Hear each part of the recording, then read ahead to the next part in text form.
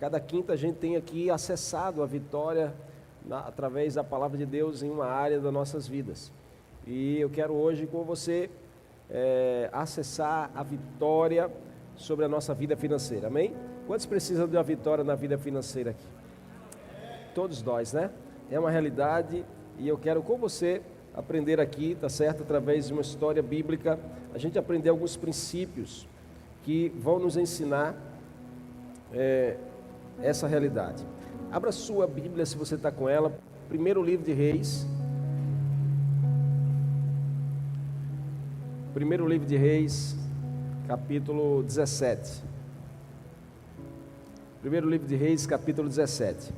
Abra se você está com a sua Bíblia ou se você quiser acompanhar a leitura no telão. Primeiro livro de Reis, capítulo 17.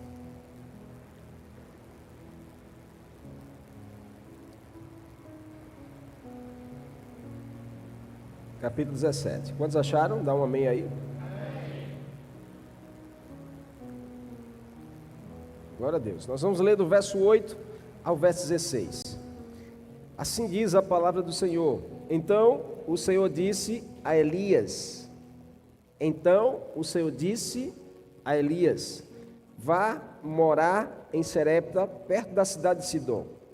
Dê ordem a uma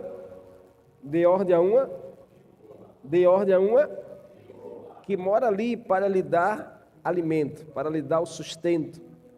Elias foi a Serepta. Quando chegou ao portão da cidade, viu uma viúva apanhando gravetos e lhe perguntou: pode me dar um pouco de água para beber, por favor? Enquanto ela ia buscar água, ele disse: traga também um pedaço de pão. Mas ela respondeu: tão certo como vive o Senhor, seu Deus, não tenho um pedaço sequer de pão em casa. Tenho apenas um punhado de farinha que restou numa vasilha e um pouco de azeite no fundo do jarro.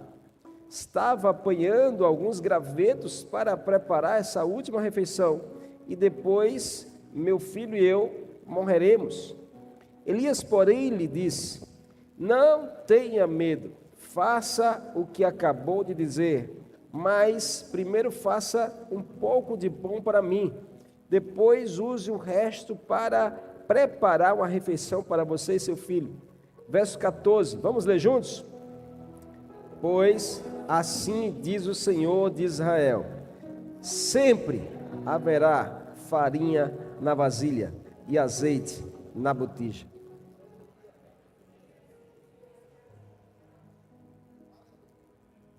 Ela fez conforme Elias disse. Assim, Elias, a mulher e a família dela tiveram alimento por muitos dias. Sempre havia, vamos repetir o verso 16? Sempre havia farinha na vasilha e azeite na botija. Exatamente como o Senhor tinha prometido por meio de Elias. Glória a Deus. Quantos amam a palavra do Senhor? A palavra do Senhor é necessária para nos ensinar sobre tudo nessa vida. Aqui nesse livro você encontra a resposta para tudo. Hoje nós vamos falar sobre acessar a vitória financeira. E nada melhor do que ler um texto como esse que se encaixa muito, talvez, na vida que a gente vive ou no momento que nós estamos vivendo. Aqui, quantos daqui não já, talvez, se sentiram como essa viúva, como essa mulher? A realidade é que ela tinha um último punhado de farinha no fundo do pote e um pouco de azeite, quase no fim. Com certeza ela tinha contas para pagar, ela tinha filhos para alimentar. A sensação daquela mulher era que o próximo passo era a sua derrota.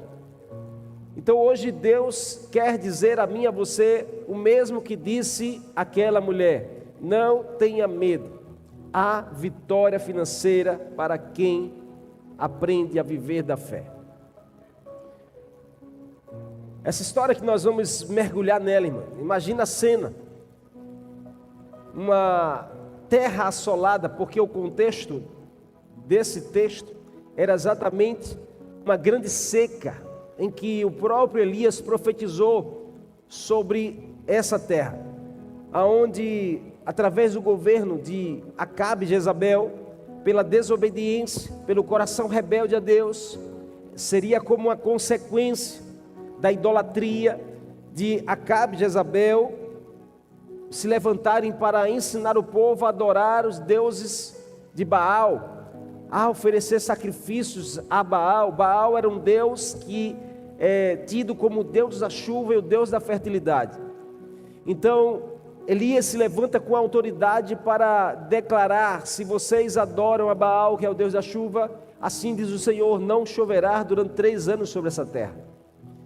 E Deus honrou a palavra de Elias, cessando os céus, 3 anos sem chuva. E você sabe que aonde não há chuva, não há produção, não há crescimento, não há alimento, não há sustento.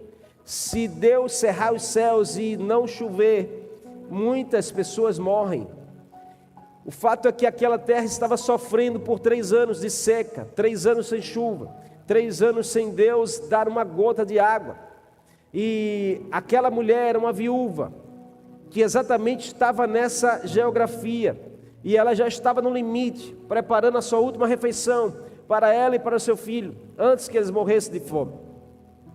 E aí Deus direciona Elias a uma estrangeira, a uma mulher de Sidônia, uma cidade que ficava distante. Deus não direciona Elias para uma israelita, que seria o mais óbvio na nossa cabeça. Se Deus queria alimentar o seu profeta, Deus queria alimentar o homem de Deus, Deus queria gerar algo na direção de Elias, o mais óbvio na nossa cabeça seria: Deus vai usar uma israelita para sustentar o profeta.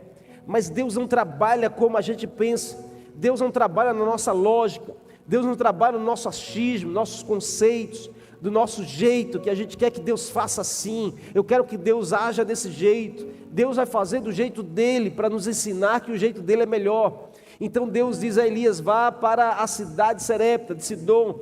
Lá só tem pagão, lá só tem estrangeiro, lá não tem ninguém temente a Deus. Mas vá lá, porque eu dei ordem a uma viúva para sustentar você.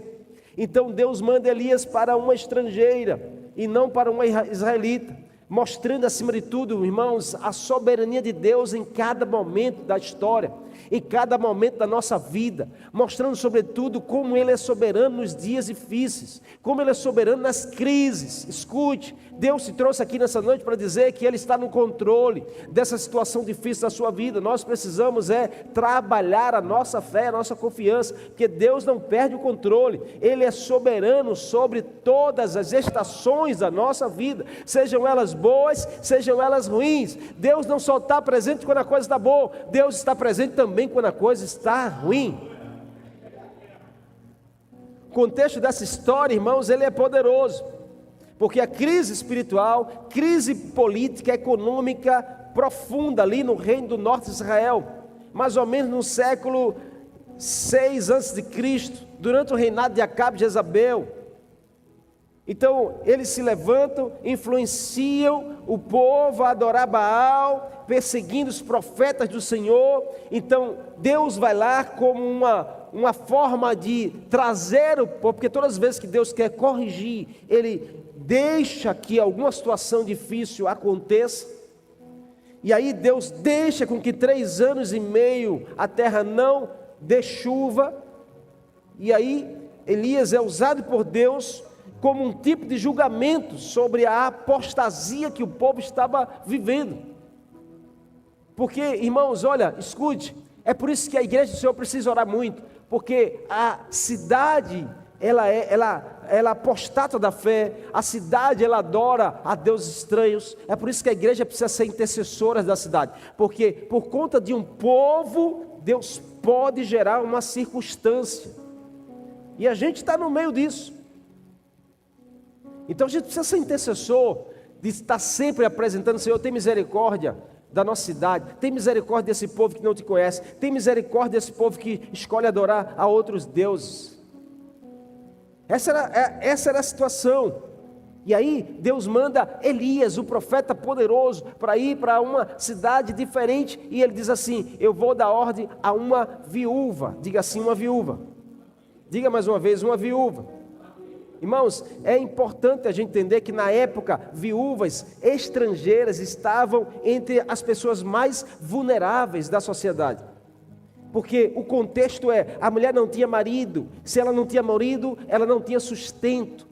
E ela estava no meio de uma crise, os céus cerrados, 3 anos e meio que não chove, nada produzia, nada podia ser comido das suas colheitas. Então aquela mulher, sem proteção econômica, sem proteção social, a viúva de Sarepta estava prestes a morrer de fome com o seu filho. Sabe o que ela representa aqui? O auge da crise, provocada por uma seca. Talvez você que veio essa noite aqui esteja vivendo um auge de uma crise, mas Deus te trouxe aqui não foi em vão. Deus te trouxe aqui para dizer a você: há saída, há solução, e há uma promessa de Deus que você precisa se apegar a ela.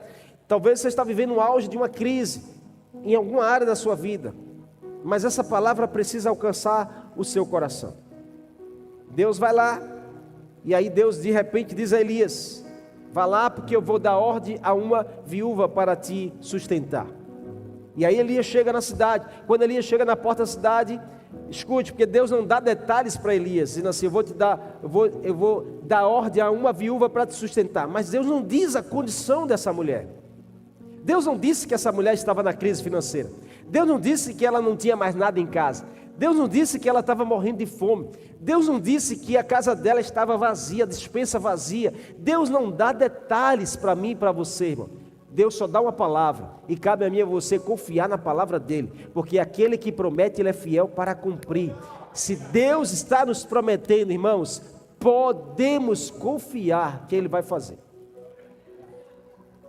Deus não dá detalhe, mas quando Elias chega na porta da cidade, Elias se depara com uma mulher pegando gravetos, irmãos. Isso é uma cena de uma crise financeira. Porque se a mulher está bem para sustentar ele, ela naturalmente estaria numa casa confortável, estaria com a despensa cheia, não estaria pegando gravetos para fazer a sua última porção de comida. E aí escute, Elias vai e pede água. Me dá um pouco de água, porque eu vim de uma viagem toda. Você pode me dar um pouco de água? E aí quando a mulher dá as costas para ir buscar água, ele diz assim: mas se você pode, eu quero também um pouco de comida, eu quero pão. E aí a viúva, irmãos, se vira para Elias e responde com a voz cansada: eu não tenho mais nada. O que eu tenho é o suficiente para eu e meu filho comermos a última refeição e vamos morrer. Por que ela disse isso? Porque não tem expectativa de mudar essa situação. Quantos não vivem hoje assim? Não tem expectativa de mudar a situação financeira. Vive achando que é o último dia, vive achando que esse é o último salário, esse é o último aumento, essa é a última circunstância, esse é o último suspiro. Mas Elias traz a palavra de Deus para aquela mulher, dizendo: não tenha medo. Deus hoje traz a palavra dele para você que está aqui nessa noite, dizendo: não tenha medo dessa circunstância, não tenha medo dessa crise, não tenha medo desse momento que você está vivendo, não tenha medo desse momento que a sua família está vivendo, não tenha medo. Ou seja, Deus está dizendo: você precisa vencer você mesmo. Deus está dizendo assim: eu vou fazer algo que cabe a você fazer. Deus está dizendo: não tenha medo, é uma decisão minha e sua, de a gente vencer a nós mesmos.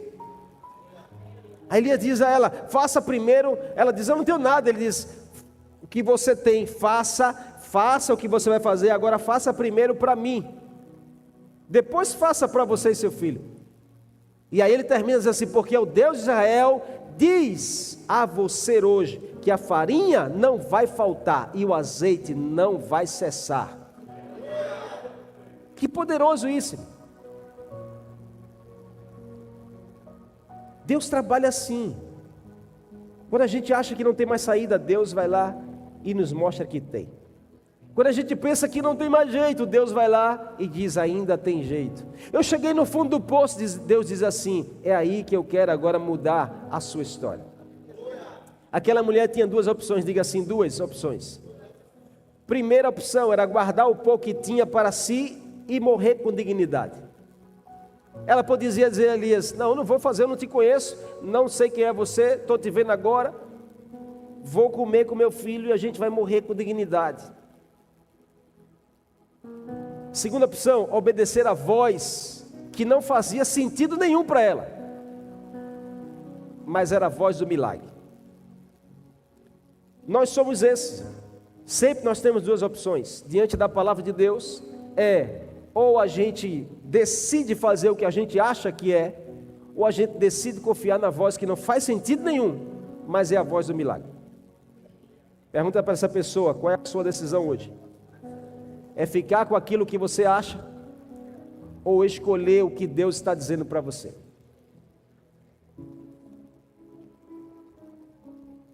Essa não é, irmãos, uma história antiga. Essa é a história de muitos de nós hoje. Talvez você está olhando para o seu sustento, para o seu salário, para as suas contas, para o seu negócio, e pensando assim como aquela mulher pensou: só dá para mais um mês, só dá para esse momento, depois eu não sei como será. Mas Deus está enviando uma palavra profética para você nessa noite: não tenha medo, priorize o reino de Deus e você vai ver o milagre acontecer. Priorize a palavra de Deus e você vai ver a coisa mudar. Priorize a presença dEle e você vai ver Ele sustentar você. Quais lições que a gente pode e deve aprender aqui, princípios espirituais para a gente acessar a vitória financeira da nossa vida? Porque se não tem um texto que mostre uma crise pior do que essa. Uma casa vivendo uma crise financeira. Não tinha mais nada, não tinha saída, não tinha emprego, não tinha expectativa de vender nada, a mulher não tinha nada para vender, a mulher não tinha nada o que fazer, a mulher não tinha mais saída. E aí Deus vem e diz assim: eu sou a última palavra. Então quais são as lições? Primeira coisa, a crise não determina o fim. Diga assim: a minha crise não determina o meu futuro. A crise de hoje não determina o fim da nossa história. Tanto que você olhar para trás, você vai ver que quantos momentos difíceis você não já superou, quantas crises você achou que seria o fim, mas você não passou por ela. Aquela mulher estava no fundo do poço, mas Deus havia dito antes: Elias, eu ordenei a uma mulher viúva que vai sustentar você. Que coisa extraordinária, irmão. O que a gente aprende aqui? Que o cenário do momento não invalida a palavra de Deus. O cenário do seu momento não torna a palavra de Deus inválida. Você pode estar vivendo o que for, mas a palavra de Deus ela é superior ao seu cenário. A palavra de Deus ela é mais poderosa do que o cenário que você vive hoje. Deus disse para Elias que havia preparado a mulher para sustentá-lo. Creia, meu irmão, que o profeta imaginou que Deus usaria uma mulher rica, uma mulher bem financeiramente, estabilizada. Mas imagina o baque de Elias quando se deparou com a cena e a situação.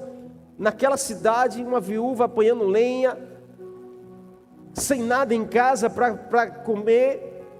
Então, eu e você precisamos ter cuidado para que o cenário que a gente vive, ou que nossos olhos nos fazem enxergar, não confunda a nossa visão e nos faça desistir da palavra de Deus. Tem pessoas que desistem daquilo que Deus disse, porque não vê o cenário ideal para aquilo que Deus falou. Deus disse: eu vou fazer você prosperar, mas você olha para o cenário do seu salário e diz assim: eu não acredito na palavra de Deus. Você tem que parar de olhar para o teu cenário e começar a confiar naquilo que Deus disse, porque Deus faz coisas extraordinárias no cenário em que ninguém diz que vai fazer. Esse era o pior cenário que Elias foi parar, debaixo de uma palavra onde Deus disse: eu vou levantar uma pessoa para sustentar você. Você sabe o que é Deus dizer a você: ei, eu vou usar uma pessoa para sustentar você durante um tempo, André? Aí você chega até essa pessoa e você tem um baque, porque você vai olhar para essa pessoa e dizer assim: a pessoa não tem nada, cara, está zerada, a pessoa está pior do que eu, como é que ela vai me sustentar? É esse cenário que Deus ama fazer o milagre. É aí onde Deus ama provar para mim e para você que não é sobre as circunstâncias, é sobre a palavra dele. Então decida hoje confiar na palavra de Deus, amém? Decida hoje entender que a crise não determina o fim da história, que o cenário não invalida a palavra de Deus.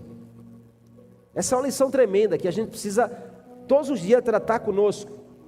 Porque os cenários que os nossos olhos nos fazem enxergar não são favoráveis para a palavra de Deus ser cumprida. Mas é duas opções: ou eu prefiro ficar com o cenário, ou eu prefiro ficar com a palavra. E nós precisamos decidir, amém? Então tome cuidado, diga a essa pessoa, tome cuidado, para que o seu cenário não confunda a sua visão e faça você desistir. Pois, irmãos, maior é a palavra de Deus do que o cenário negativo que está à sua frente. Enquanto você chora a escassez, Deus está ordenando provisão na sua direção. A sua crise não pegou Deus de surpresa. Nenhuma crise da nossa história pega Deus de surpresa. Deus já preparou o milagre antes mesmo de você falar algo. Quando Elias sai de lá, do reino do norte, para a cidade de Sidom, Deus já preparou o milagre para aquela casa.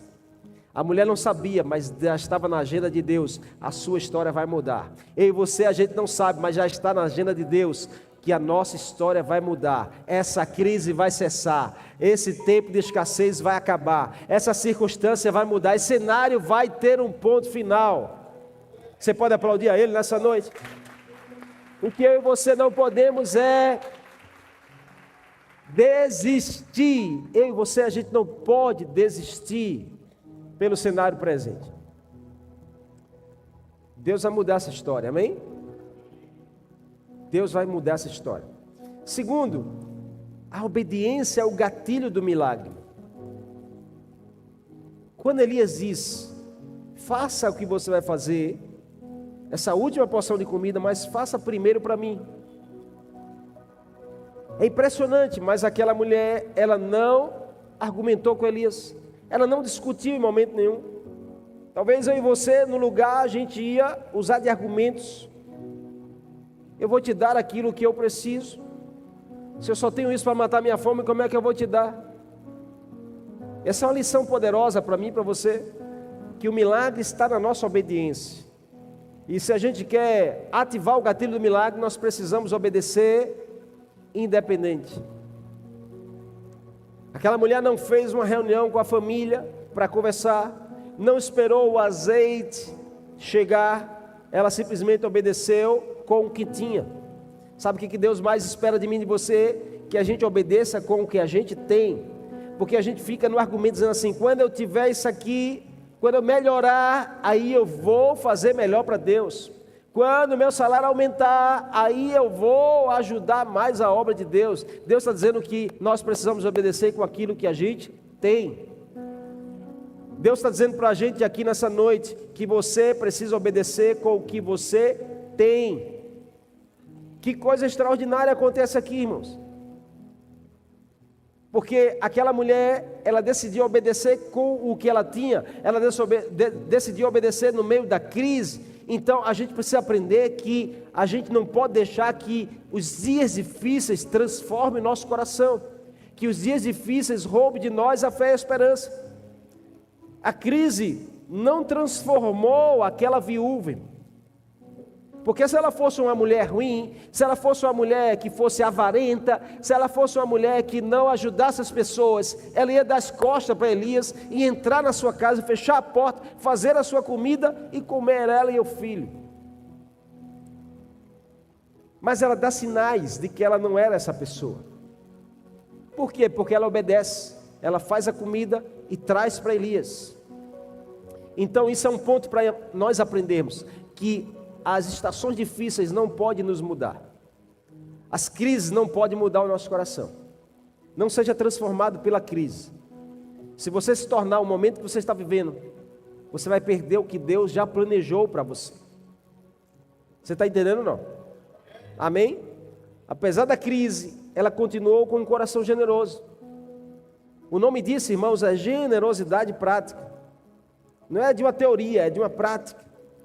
Aquela viúva serviu ao próximo, até no seu pior estágio, até no momento mais difícil da vida, na pior fase, ela se doou, dando o seu melhor.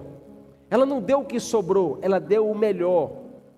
Irmãos, isso é poderoso, porque Quando a gente está em dias difíceis, sabe que a gente está passando aperto, a gente se fecha. A gente se fecha para o canal que Deus mais ama nos fazer prosperar, que é o doar, que é o ajudar pessoas. Escute isso. Eu já vivi essa experiência. Em momentos de dificuldade da minha casa, quando eu me casei, logo no início, a gente passou aperto.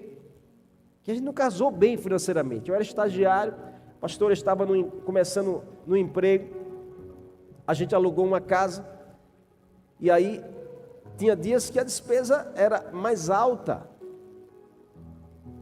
Mas aí Deus faz prova de nós, Deus faz prova de mim e de você.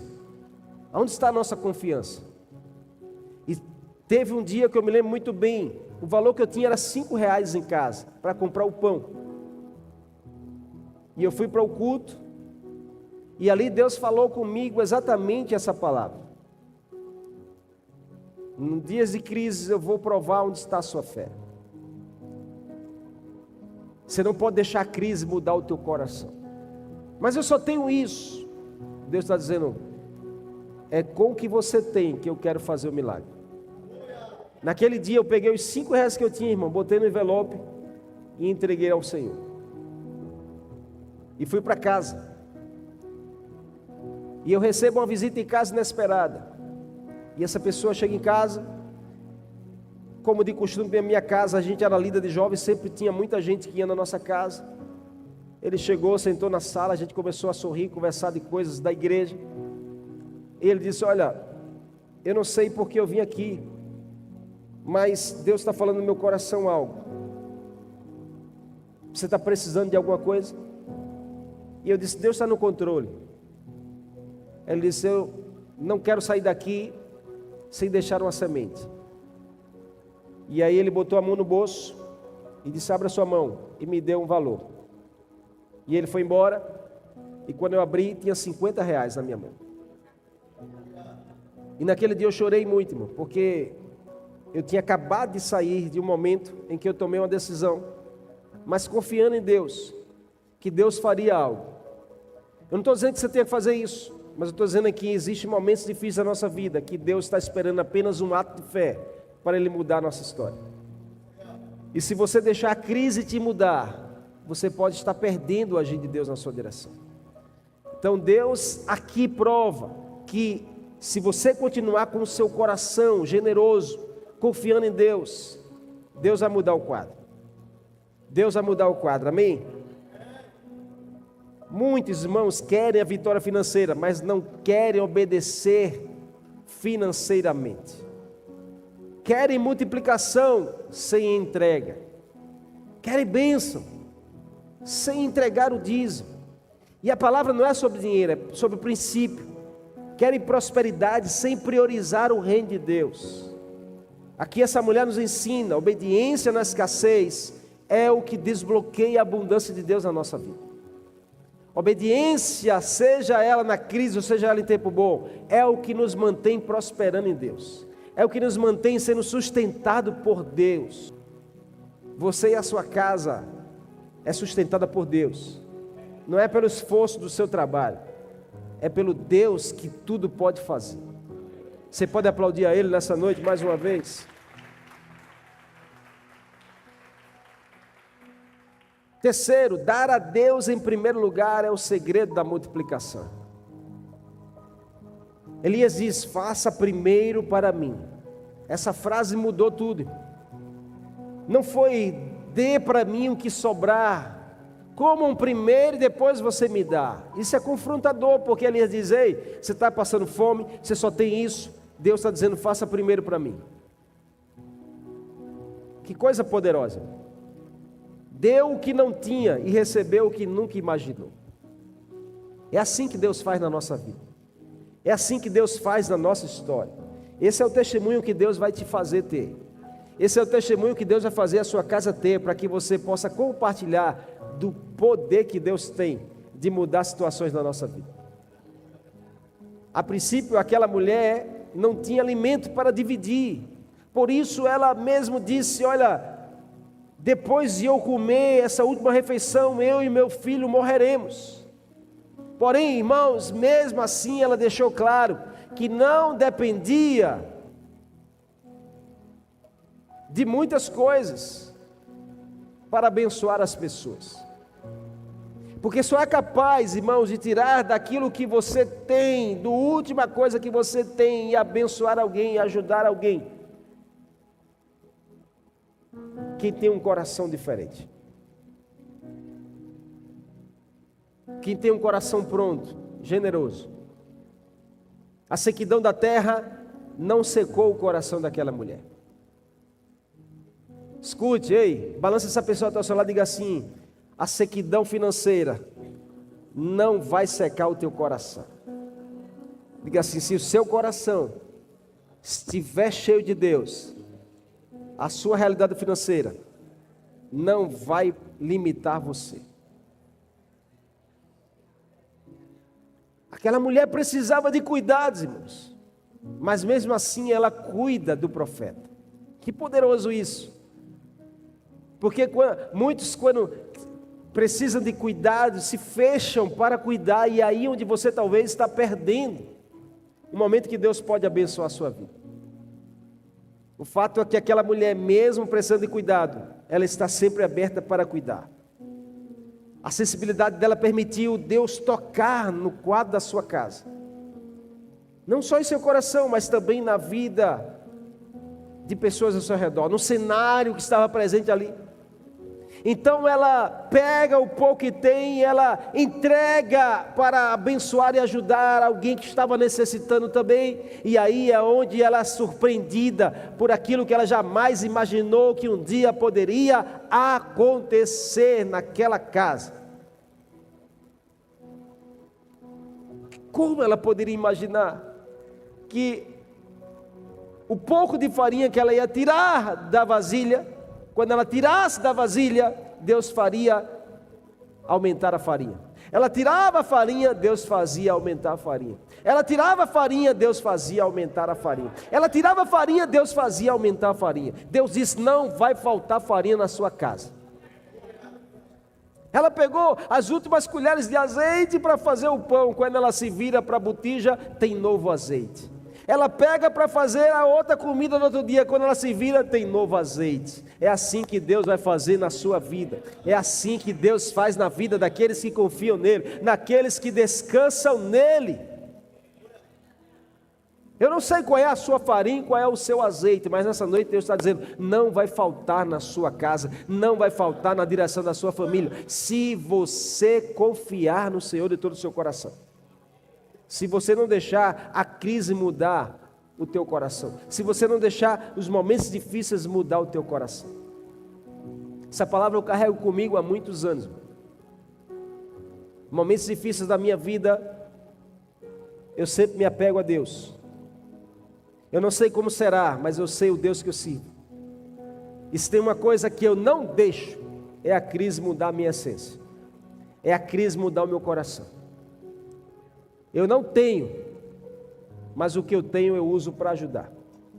Eu não tenho, mas o pouco que eu tenho eu uso para dividir com mais alguém.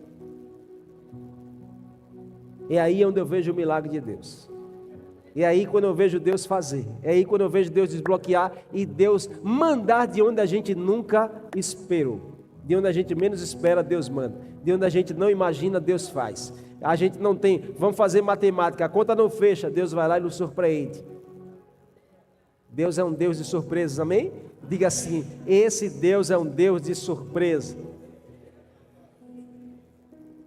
Enquanto muitos esperam sobrar para ajudar, para dar, e aí é o cenário ideal que o diabo gosta, sabe por quê? Porque aí é onde ele garante que nunca sobre. Quem espera sobrar para dar, irmão, é o cenário ideal para o diabo, porque ele nunca vai deixar sobrar. Então o que você tem que fazer para mudar? Dê antes, dê primeiro, faça primeiro para Deus, entregue primeiro a Deus, que aí você repreende o diabo, e ele não vai ter chance de não deixar sobrar. Todas as vezes que a gente deixa Deus por último, a gente corre o risco de não ter. Você está entendendo o que Deus está falando? Então, o pouco que você entrega nas mãos de Deus vira multiplicação, nas suas mãos. Lembra da história dos 5 pães e 2 peixes? O pouco para uma grande multidão, nas mãos do Senhor se tornou uma multiplicação. É assim que Deus faz nas nossas vidas. E por último, para encerrarmos essa lição preciosa, creia no sobrenatural, mesmo na crise. Não foi um milagre de um dia só. A farinha e o azeite duraram por muitos dias. O texto diz que Elias disse para aquela mulher: enquanto não chover, não vai faltar farinha, não vai faltar azeite. Elias estava dizendo em outras palavras: no tempo de crise, você vai ser sustentado por Deus. No tempo de aperto, você vai ver a mão de Deus a seu favor. No tempo em que todos te faltarem, Deus estará com você. No tempo em que as portas se fecharem, Deus tem uma janela aberta na direção da sua vida, da sua casa. Você pode levantar sua mão e dizer: obrigado, Senhor, porque o Senhor não me falta jamais. Aplauda Ele e glorifique o nome do Senhor. Mesmo na crise, acredite e viva da palavra de Deus. Viva da palavra. Aquela mulher decidiu viver da palavra que ela ouviu.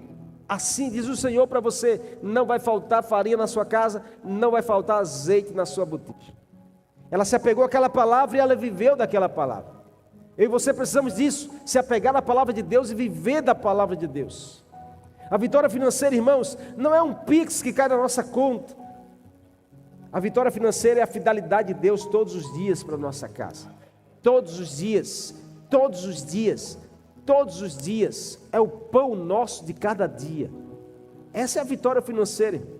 É a fidelidade diária. É continuar crendo. É continuar ofertando. É continuar doando. É continuar confiando. Continuar obedecendo, mesmo quando ainda parece pouco.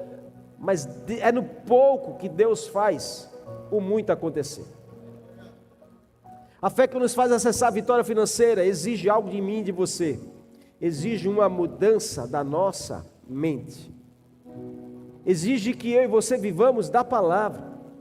Não basta mudar por fora.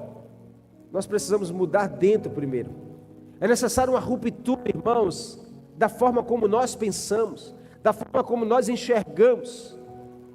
A mente não solta o velho roteiro. A mente, ela é acostumada a se agarrar nas crises.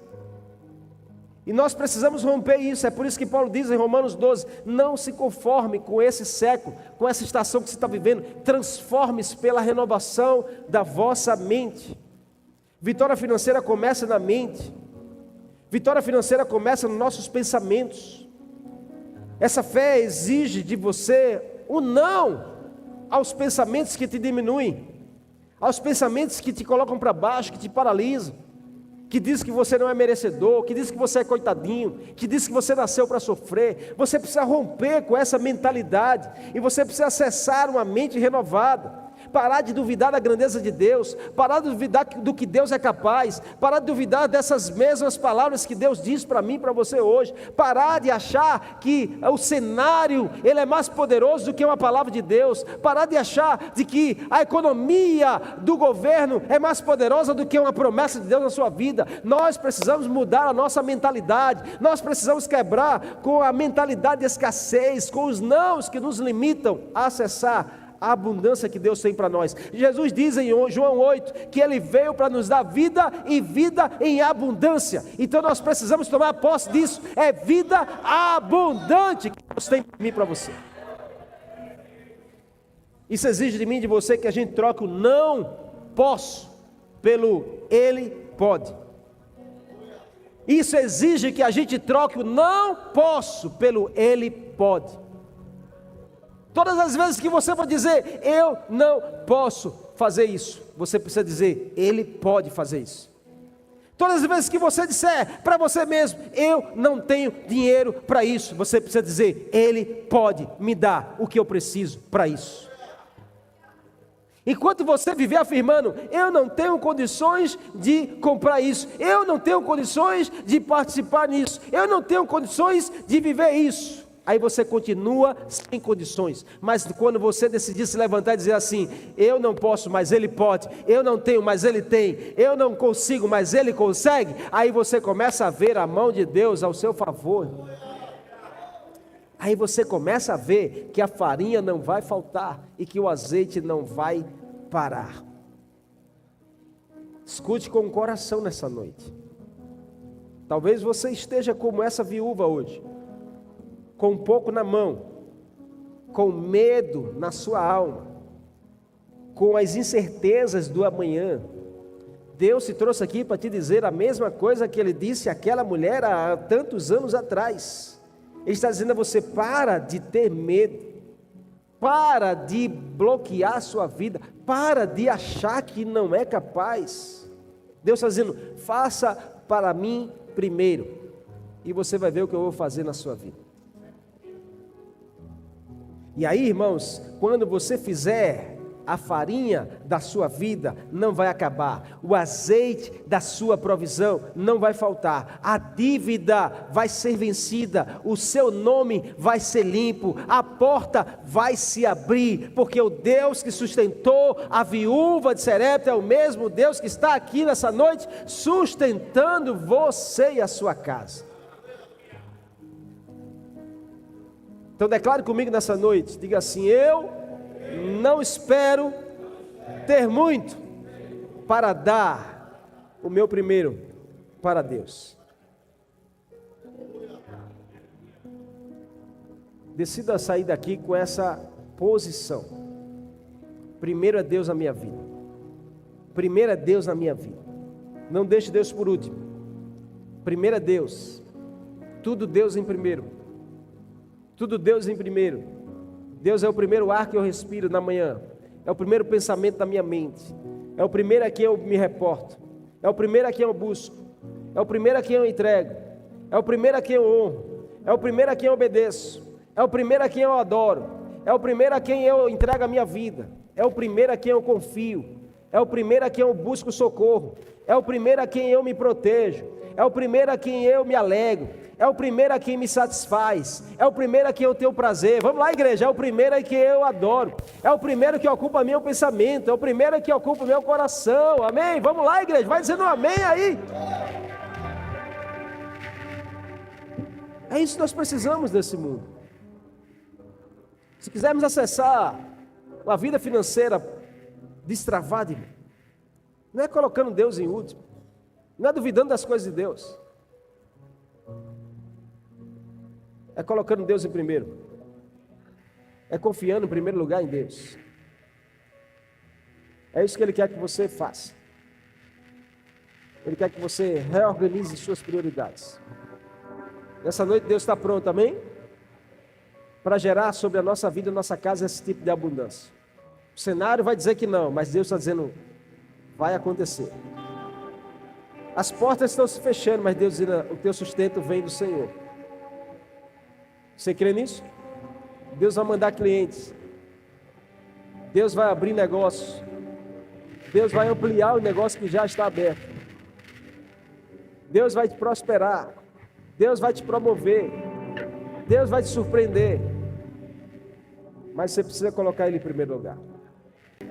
Diga assim, eu creio na vitória financeira da minha vida e da minha casa, em nome de Jesus.